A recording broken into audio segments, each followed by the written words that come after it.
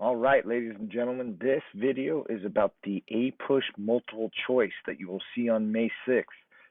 I cannot say this enough. The best way to get good at the multiple choice is to practice. Practice, practice, practice. There's no substitute. And so let's go over it. Now, the multiple choice section is 55 questions in 55 minutes. And I'm not good at math, but that's about a minute a question, along with having a stimulus. This equates to 40% of your exam score. All these questions are stimulus-based prompts. That means all questions are attached to either an article, a reading, a map, a graph, a picture. All questions are attached, and so they'll have one stimulus-based prompt to 2 to 5 questions for each prompt. Now, this is not asking for recall. You're not going to have to say names of people. You're not going to have to say dates. It is not seeing if you just know the information. It is trying to get you to think and reason historically. Heimler's History YouTube said it the best. It is trying to get you to think and reason historically, not recall information, and do it under a time crunch. So they want to see if you can use your historical thinking skills, which we'll talk about more, to come up with the right answer, not just know dates and places. And the only way to get good at it is to, you guessed it, practice. And so when you see the document, whatever it is, there are some points. Look at the source and author immediately. It might give you a sense of when it's at, what it's about politically, socially, economically. It might give you the historical period if there's a date. It might allow you to see the movement or individual being discussed. And what is the document's context?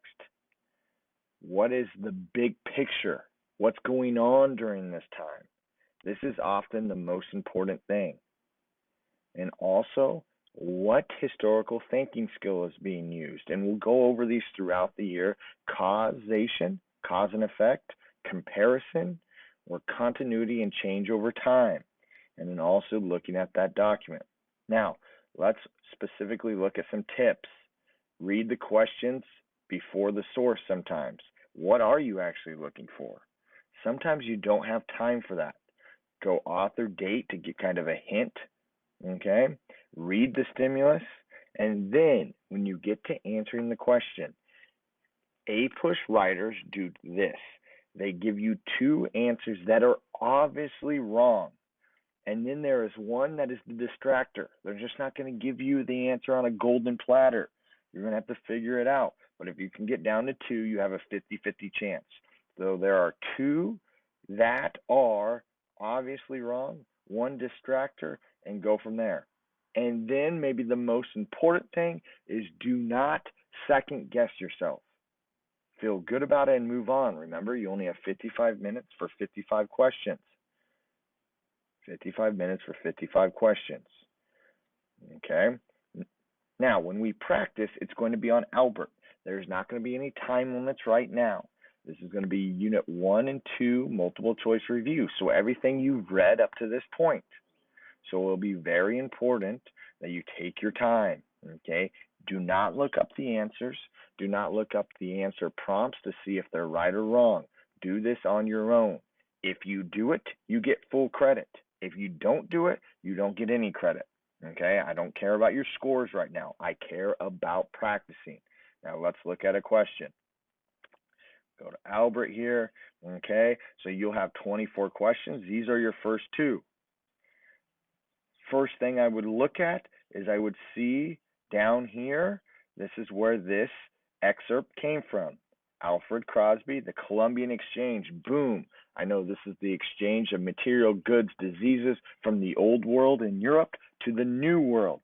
Okay, 1972. So it's by historians, so it's a secondary source. It's not a primary source. So I'm looking at this. Now, as I read this, okay, it's talking about, okay, old world bringing crops, new world giving crops back, domesticated animals, okay, diseases, okay, all about the Columbian Exchange. So let's go down to the answers.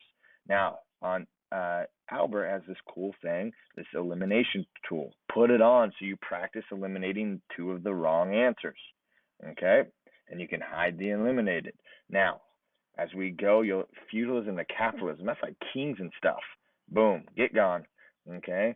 And then migration to American West. I guess America is the West. That might be it. The Great Migration, that was African Americans in the 1900s moving to the north from the south. So that can't be right. Okay, I've got it down to 2. Migration to American West. I mean, we're not even a country yet, so that doesn't make any sense. The Columbian Exchange. Oh my goodness, it's actually in the answer. They're just giving me this on a platter. Oh, can that be so easy? Don't second guess myself, Osmond. Boom. Oh, no, I want to eliminate that one. I'm going to go here. Now, you'll have a submit button. Once you hit submit, it will come with the answer. If you get it wrong, they give you the answers and they explain why those are incorrect. Okay?